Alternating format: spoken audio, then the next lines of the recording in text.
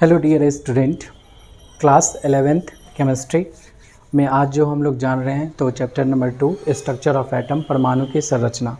परमाणु की संरचना में एक जगह है क्या कि जो परमाणु जो इलेक्ट्रॉन जो है वो अपने किस स्थान पर अस्थायित्व है और किस स्थान पर विराजमान है, ये जो थ्योरी है वो रदरफोर्ड ने दिया था। रदरफोर्ड ने जब इलेक्ट्रॉन की जगह बता रहा था कि इलेक्ट्रॉन कहाँ पे रहता है, तो उस समय में उनमें दो बातें जो उन्होंने बताई तो उनमें दो बातें का दोष आ गया। ठीक है, दो बात डिफ़ॉल्ट कर गया, जो बातें वो साबित नहीं कर पाए। ठीक है, तो उन्होंने बताया क्या था, एक्चुअली उन्होंने बताया था कि जिस प्रकार से कोई एटम है, परमाणु है, परमाणु के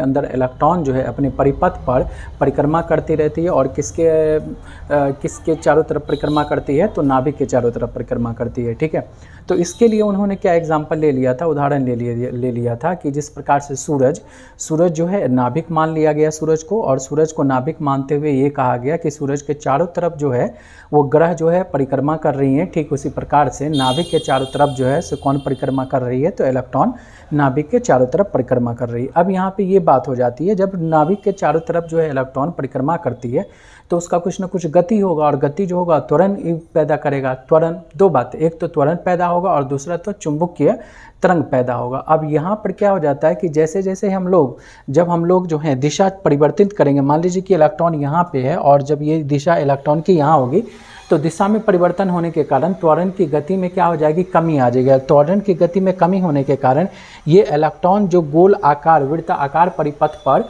घूम रहा है वो स्फेरिकल पथ बना लेगा, और स्फेरिकल पथ बना करके वह नाभिक की ओर गिर जाएगा। ये जो वृत्ताकार पथ है वो त्वरण कम होने के कारण वृत्ताकार से स्फेरिकल पथ हो जाएगा, और स्फेरिकल पथ पे इलेक्ट्रॉन जो होगा वो नाभिक की ओर गिर जाएगा। ठीक है, इसी बात को वो सिद्ध नहीं कर पाए थे। यहाँ रदरफोर्ड के दो दोष जो बताए गए हैं तो कुछ इस प्रकार से है।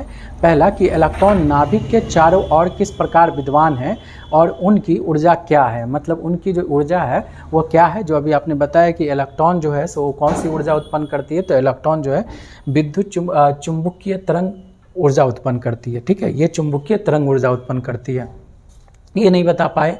दूसरा, विद्युत चुंबकीय तरंग का उत्सर्जन करने से इलेक्ट्रॉन की ऊर्जा लगातार कमी होगी, जो भी आपने पढ़ा होगी, जिससे इलेक्ट्रॉन वृत्ताकार पथ से लेकर के स्फेरिकल पथ पर गति करता हुआ नाभिक की ओर गिर जाएगा। तो नाभिक की ओर जैसे ही गिरेगा तो परमाणु एग्जिस्ट करेगा ही नहीं, और परमाणु एग्जिस्ट नहीं करेगा तो तत्व वगैरह होंगे नहीं।